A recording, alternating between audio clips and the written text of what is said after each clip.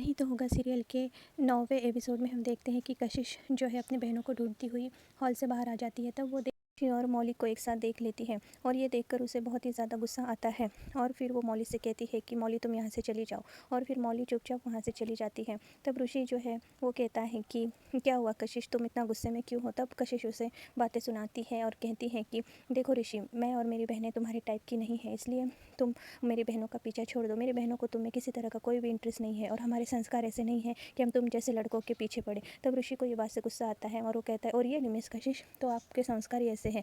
तो आपके संस्कार क्या कहते हैं कि एक ही बार में दो दो भाइयों को डेट करो, एक ही बार में एक भाई से बात करो और दूसरे से बात ना करके उसका दिल जलाओ, है ना। तब ये बात सुनकर कशिश को गुस्सा आता है और वो ऋषि को मारने के लिए हाथ उठाती है, लेकिन वो उसे थप्पड़ नहीं मारती, बस अपना हाथ पीछे ले लेती है और कहती है कि मैं तो तुम्हें थप्पड़ मारना तो दूर, छूना भी पसंद नहीं करती, मुझे तुम में कोई इंटरेस्ट नहीं है और मैं तुम्हें आखिरी बार कह रही हूँ कि मेरी बहनों से दूर रहो।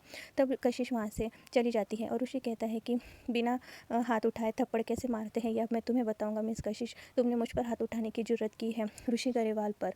और इतना कहकर वो वहाँ से चला जाता है। इधर हम देखते हैं कि पीयूष जो है सुजल से खाना खाने के लिए कहता है। तब सुजल कहता है कि नहीं, मुझे भूख नहीं है। तब पीयूष कहता है तुम एक बार खाना खाकर तो देखो, तुम्हें अपने आप भूख लग जाएगी, खाना बहुत ही टेस्टी है। और ऐसा कहकर उसे फोर्सफुली वो वहाँ पर लेकर आता है और खुद अपने हाथों से सुजल को खाना परोसता है और फिर पूछता है कि तुम्हें कैसा लगा खाना।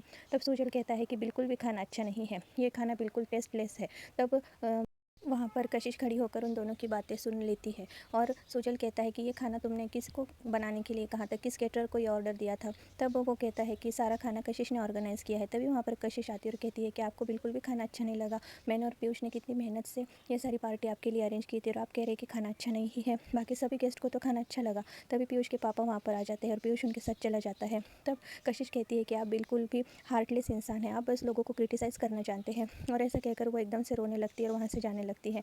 तब सुजल कहता है कि तुम्हारी हिम्मत कैसे हुई मुझसे ये सब कहने की। और कशिश रोने लगती है और कहती है कि पता नहीं मुझे क्या हो गया है, मुझे रोना क्यों आ रहा है। और ऐसा कहकर वो वहाँ से जाने लगती है। फिर अपनी बहनों को लेकर कशिश जो है उस पार्टी से चली जाती है और सुजल भी अकेले बैठकर एक जगह पर ये सारी चीज़ों के बारे में सोचने लगता है।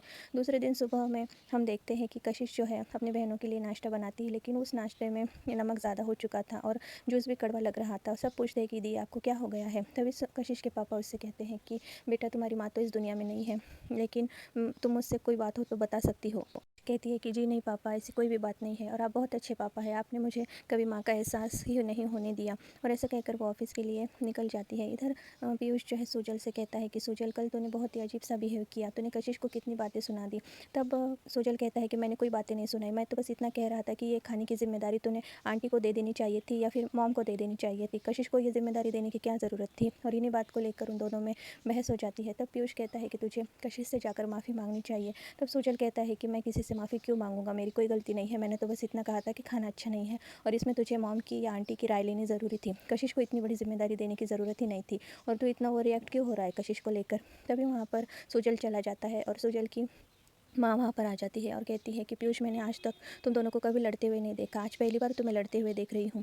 तब इधर हम देखते हैं कि कॉलेज में ऋषि जो है फिर से महक को एक लेटर देता है और कहता है कि ये लेटर तुम जाकर मौली को दे दो। तब महक कहती है कि नहीं, मैं यहाँ पे ऐसा कोई काम नहीं करूँगी। फिर हम देखते हैं कि ऑफिस में सुजल आ जाता है और वो कहता है कि कौन से प्रोजेक्ट पर तुम्हारा काम चल रहा है। तभी वहाँ पर कशिश आती है और सुजल को देखकर वो पीयूष से कहती है कि मैं बाद में आती हूँ। तभी पीयूष उससे कहता है कि हमें ना कल पालनपुर जाना है, क्योंकि इस प्रोजेक्ट की सारी डिटेल्स जो है वहाँ पर हमें फील्ड वर्क कर ही पता चलेगी।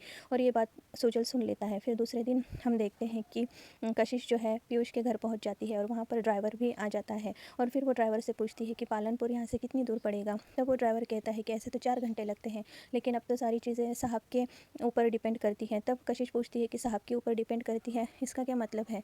तब वो कहता है कि साहब खुद ही आ रहे हैं। तब कशिश इस बात से खुश हो जाती है कि पीयूष खुद से गाड़ी ड्राइव करेगा और पीयूष और मैं एक साथ जाएंगे। और ऐसा कहकर वो ड्राइवर वहाँ से चला जाता है। तब कशिश जो है वहाँ से उठती है बैक सीट से और कार की फ्रंट सीट में आकर वो बैठ जाती है। तभी वो नोटिस करती है कि कार का दरवाज़ा खुल रहा है और कोई आकर अंदर बैठ रहा है। उसे लगता है कि वो पीयूष है, तो वो एकदम से कहती है कि हाय पीयूष, लेकिन हम देखते हैं कि वो पीयूष नहीं बल्कि सुजल होता है। और सुजल को देखकर कशिश एकदम से अपसेट हो जाती है और वो कहती है कि पीयूष नहीं आ रहे, मुझे तो पीयूष सर के साथ जाना था। तब सुजल उससे गुस्से से कहता है कि क्यों, ये कोई ऑफिशियल मीटिंग के लिए हम जा रहे हैं, कोई पर्सनल मीटिंग के लिए नहीं। तो पीयूष आए या मैं आए, बात तो एक ही है, और हम वैसे भी प्रोजेक्ट के काम के लिए जा रहे हैं, तो तुम्हें मेरे आने से कोई परेशानी नहीं होगी, आई होप सो। इतना कहकर वो चुप हो जाता है। इसके बाद जो होगा हम वो नेक्स्ट एपिसोड में देखेंगे। प्लीज़ मेरे चैनल को सब्सक्राइब कर दीजिए।